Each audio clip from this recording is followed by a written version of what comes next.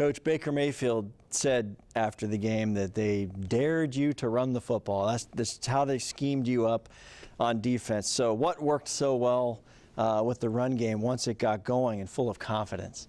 Well, once they got in at halftime and realized what they were doing to us, and they stayed too high trying to cover Mike and Chris, we just said, we're going to run the football. We're going to run the football, make them come out of there. So we couldn't get many passes down the field. They wouldn't let us. They had a scheme that way from a passing standpoint, and they were going to say, run the ball or beat us. So we started running the football. Offensive linemen seem to enjoy that the most. They like the pass protection, keeping the quarterback clean, but it seems to be a badge of honor when you get a 100-yard running back. There's nothing better for an offensive lineman to see the defeat on a defensive lineman's face when you know you're kicking his butt every play and you're going after him every play and you're gaining yards and they can't do anything about it. How did you manage to get Chris and Mike a little bit open there in the second half? You got one ball to Mike on a key third down play. Chris had the key catches as well, obviously on the game-winning drive as well. Just like you said, running the football. Running the football came down. I had to go single high a few times and we were able to get some balls in. When Mike catches that ball in the back of the end zone, according to Baker, it's not the route. He just went to a point and was able to get to the ball. How close was that in your eyes at that moment and you guys decided, you know, this is worth a look-see? You know, they said it was incomplete and they weren't really showing it in the box and I don't want the clock to go down, so it was worth a challenge. His hand hit right before his foot hit, or it would have been a touchdown. It was very close. How hard is that to get that chemistry, I guess, between quarterback and receiver to even allow that play to come into play at all? That's all off season. That's all summer. And, you know, that's getting to know each other very well and just repetitions over and over and over again. Baker looked really good on the last drive. Again, he had another one of those days where it was up, down. He keeps going. We called him a grinder last week. When you watch him and grade him, what is he looking at the most? Is it timing? Is it just accuracy? What does he need to work on the most when he adjusts himself? Well, it's everything, depending on what they're trying to take away and what they're trying to do to him. You know, if it's a pressure, he's got to get the ball out. If they're giving him time to throw and it's not open down the field, he's got to check it down, and he can't turn it over. I thought he did a good job not turning the ball over yesterday.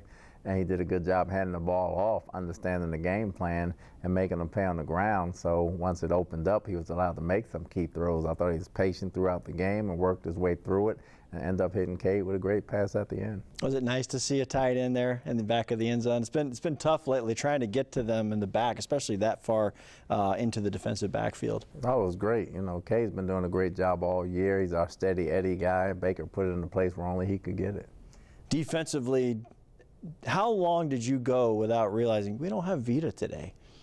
Oh, I knew that when I came out on the field.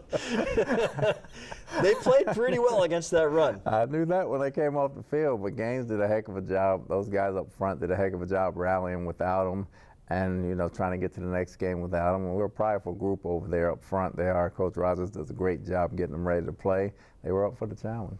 On Carlton Davis's interception, it was said on the broadcast, and even you said it after the game. That's film work, homework by the player. But having done this before, you can spot something or a tendency. It's another in a game to recognize and go, oh, this is probably happening. You've still got to take that risky first step, and he was willing to do that. Great play by Carlton, great read. No other way about it. It was all him. It was all an individual effort, something he saw, the way we like to see him play, and he was playing that way the whole ball game, and we love it. Is Antoine Winfield getting to the peak of what you thought was the best for him this year, or is there still a ways to go for him? There's some ways to go. There's some ways to go. As many plays as he makes, he can make a few more. In his own admittance, he'll tell you that as well. But he makes some unbelievable plays, so you expect it from him because they're so routine. You wanted to be relevant in December, to play important December games. That's what you accomplished in this game. I believe 4 division leaders lost their games. This is, we're getting to the point where every inch matters.